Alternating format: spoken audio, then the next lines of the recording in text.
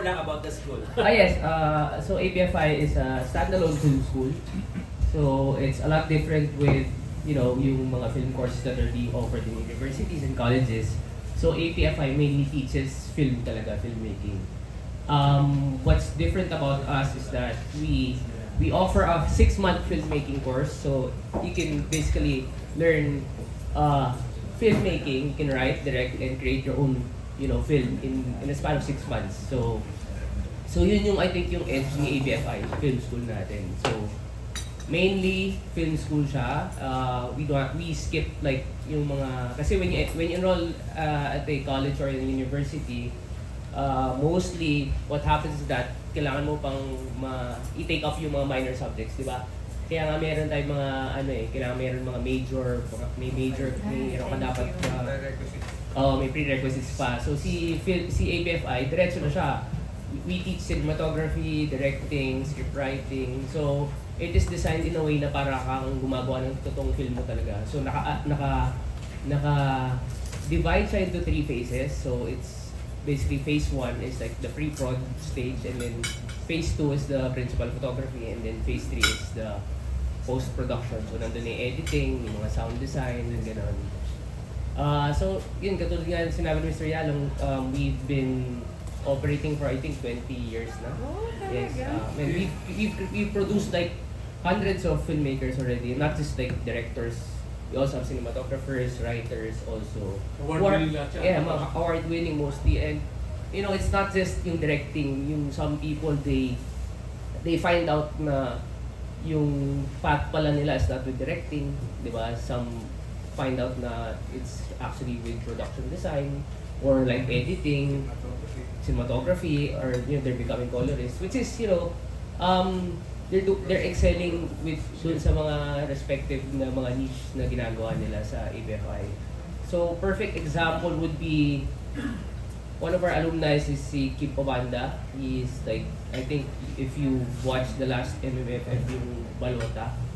Yeah, so he directed that. Yes po.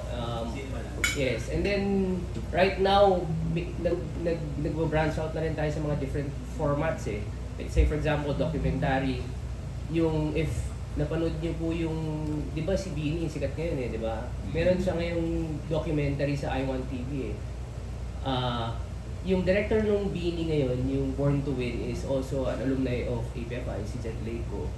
So, nag-branch out na talaga si APFI, magugulat kayo na maraming mga filmmakers, mga writers na hindi natin alam, magugulat ka, nagaling silang APFI. So, ganun na katagal si APFI, ganun na rin kadami yung na-produce niyang mga talents all throughout the Philippine cinema. Recently, if you've heard, I think you've heard na yung one of the Filipino films that was part of Cannes, the Short Film Festival, Agapito.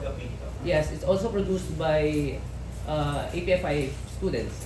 So this was like, they graduated I think last year only, and then they proceeded to like produce their very first short film, which surprisingly was able to get shortlisted sa Cannes Film Festival. So we're very proud that this is happening. And then marami silang projects. So right now they put up a film production, which is 901 Studios. So tatlo silang APFI alumni from Batch 24. And then right now, so sila rin yung sa Agapito right now. And then I think what they're also in the works, ginagawa nila ngayon yung Par Boys 2 with Kip Obanda. So very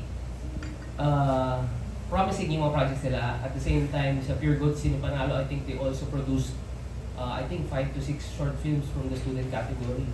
So ganun sila ka-aggressive, ganun sila kagaling. And then yun yung ginagawa namin with APFI. So as of now, incoming na po yung Batch 27, which will be on July.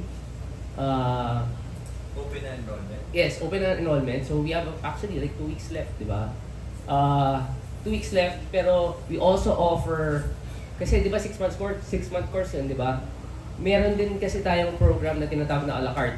So sa a la carte program naman, marami kasing nag-i-inquire, nagtatanong, paano pag gusto ko lang mag-focus sa cinematography, ayoko na yung iba.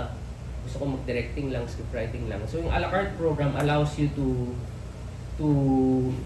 take that specific subject only without needing to commit to a full program. So ipo-follow mo lang din yun, and then basically after nung 7 sessions, there will be a final output.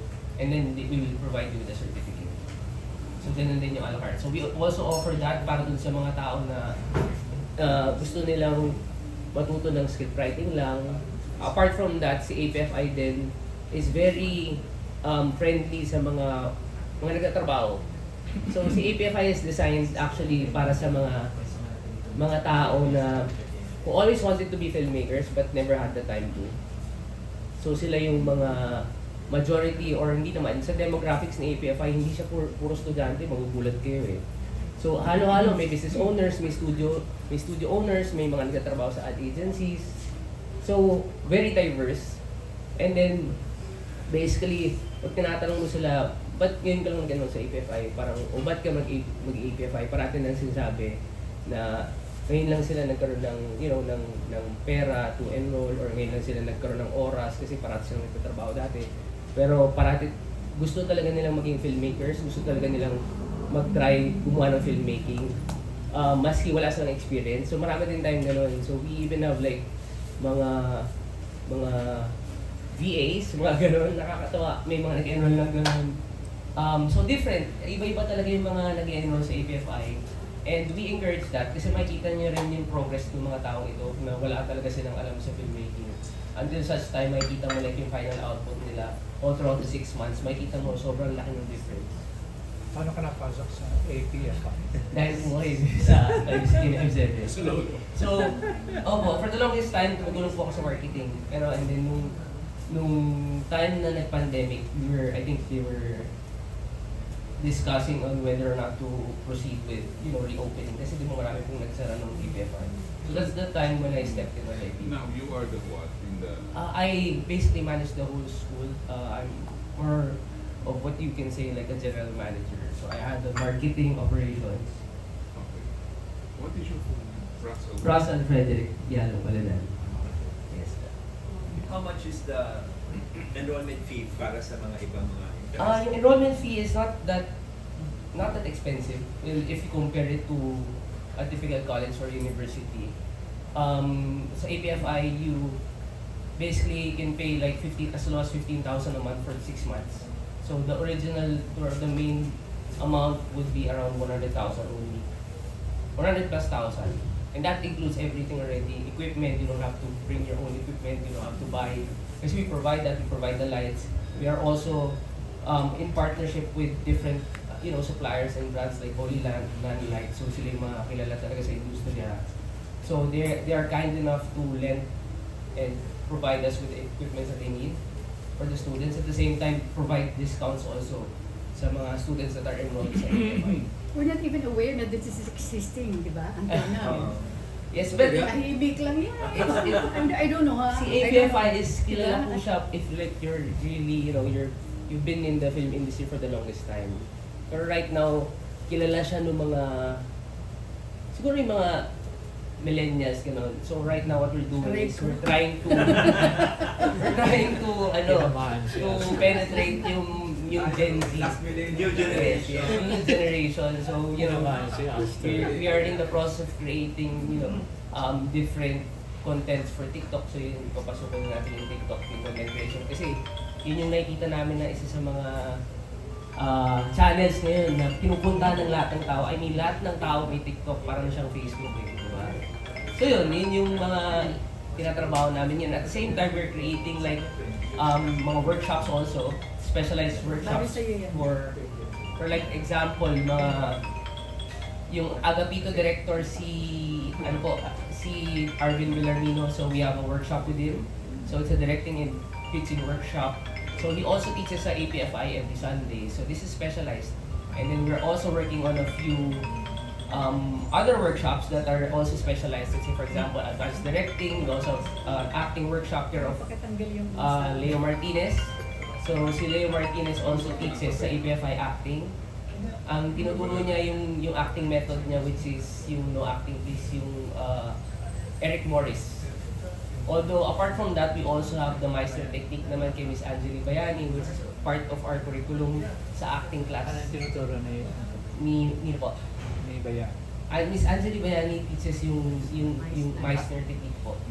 So that's part of the 6-month program, yung acting class natin, siya po yung instructor. Yes po. Kailangan ng output ng estudyante bago mabigyan ng certificate. Well, each subject will require an output. Depende po sa mentor or sa instructor kung ano yung output. Pero usually in the form of a short film naman yan. Then after the 6 months, you will basically be required to create your own thesis. So you'll have 3 months to prepare and to create your thesis. And then after that, graduation, and then doon po i-build yung mga thesis. And then may mga awards po tayo for that, like best thesis. And then, You accept scholarship. yes, we do. So we also accept scholarships. Basically what we do is we accept 2 scholars per batches. So we have 2 batches pala per year. So since it is 6 months, so we basically have 2 batches. 6 months. Right now, we have ang target namin is to increase the batches, of course, to increase the classes.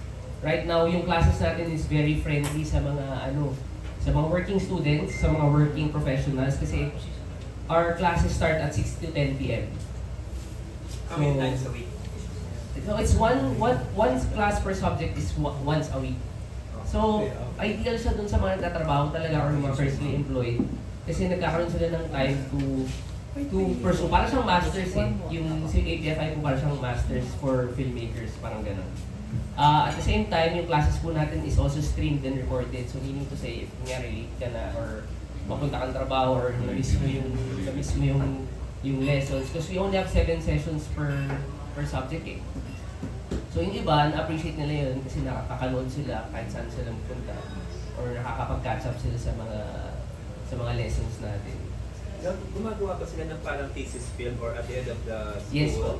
Parang short film? Yes. Part of the program is yung thesis po natin or yung final na project mo. That's different from the requirements of each subject. So each subject meron din tayong may mga final output din tayo, may mga short film. And then usually yan sinushow namin sa Cinepop or even sa school. Kasi sa school meron tayong Cinematech, meron tayong studio. So kompleto rin po yun. Hindi na kailangan lumayo ng mga estudyante para makagawa sila ng mga projects. Film equipment, etc. Yes. In partners, we are also partnered with, kasabi ko kanina, with different suppliers and mga brands from the industry. We are all these productions qualified for screening at Cinepop, for instance. Yes po. Yes. Then apart from that, si APFI also does, meron po tayong offer na services. So, what we do is like when we accept projects and then we get from our pool of alumni. Let's say for example, we have like a video coverage or APP that we need from a client. Then since meron tayong mga alumni and may pool tayo ng mga alumni, that's when we get our talents. So, perfect example, one of the AVPs that, yung si DOT, meron siyang Love the Philippines campaign, di ba? So, isa sa mga AVPs na ila-launch natin, because I think that's 7. Siguro 2 or 3 of the AVPs there is, yung isa doon, ginawa ng purely team ng APFI. So, from the director... This is the DOT. Yeah, it's our project with DOT through... Department of Tourism. Yeah, through our agencies also, yung son po ni Mr. Yalong, si Benedict, who owns an advertising agency. And then what he did was, he tapped APFI as a production arm. Ano yung mga requirements na gusto pumasok? Well, actually, yung requirements natin very basic lang. Kailangan mo lang mag-sign up ng application form, wala tayong entrance exam. TOR, pwede yun to follow kasi mostly naman nung nag-enroll sa atin, parang sobrang tagal nila na mag-graduate, so it might be hard for them to get the TOR. So, as long as di ka pa mag-graduate, that would be pwede to follow. Pero you just have to sign up the application form. You can visit our website, you can visit our social media pages, and then you should be able to get all the information you need there. Do you accept students fresh out of senior high? Yes, you do. Yes. Enroll mo na Ako po, kasi kung magka-college yung anak mo, isipin yung 4 years yun Yeah. versus 6 months, and you get the same output naman eh. I mean, you know, parang naman siyang college eh. You know, a college degree won't guarantee you a job. I think, Russ, you have to mention about the number of students that we accept. Yeah, so very limited. So we accept at least 15 to 20. Yeah, that's it. Just to make sure na, you know, yung students really get, natututukan sila talaga ng mga instructors. Plus yung mga instructors din natin are working professionals. So ibig sabihin, active talaga sila sa industriya. Directors, cinematographers.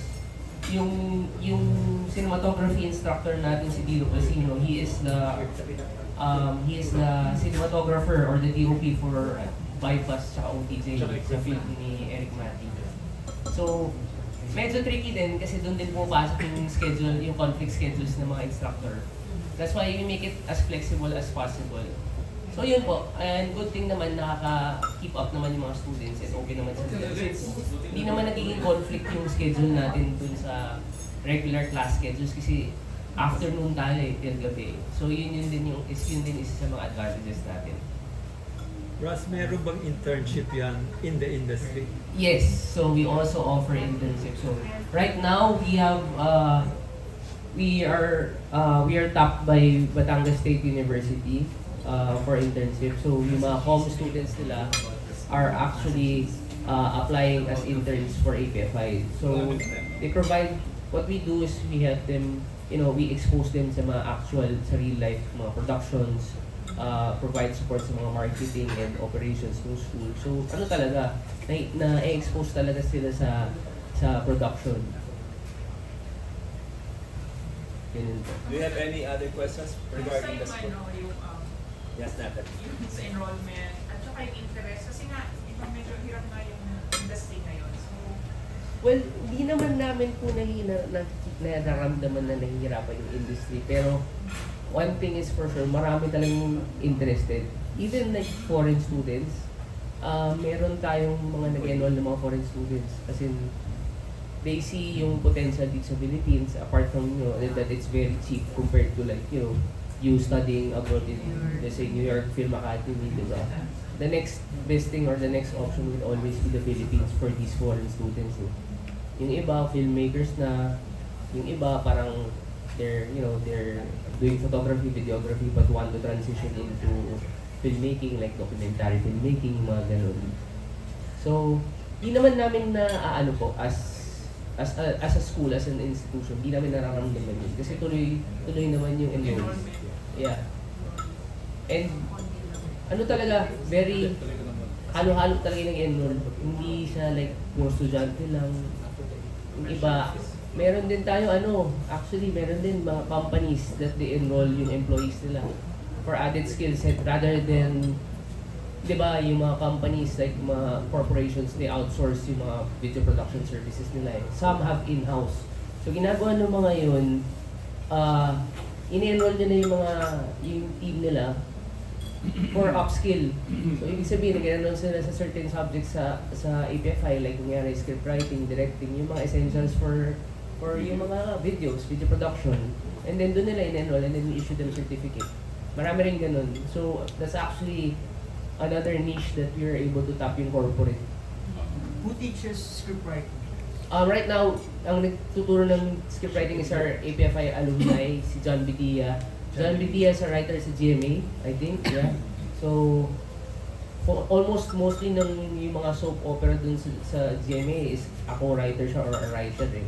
Pero right now, we're also gonna be having, actually hindi pa siya pwede announce, pero we're working something, parang a masterclass with one of the famous directors right now sa industry. Very appealing sa mga sa mga younger generation. Pero ang tuturo niya is script writing and directing. So it's gonna be like a masterclass. She also teaches, kung babae mo siya, yes. She also teaches sa CSB and sa Letran, pero nakahanap siya ng avenue for her to be able to teach yung how she wants to teach talaga. What's her name? Secret. Di ba pwede? Baka maulot eh. Baka may MBA, baka may MBA. Oo. Pero meron, nakakagawa naman sila mga films lately. Okay. So, kung wala na question kay Russell, direct ko yan.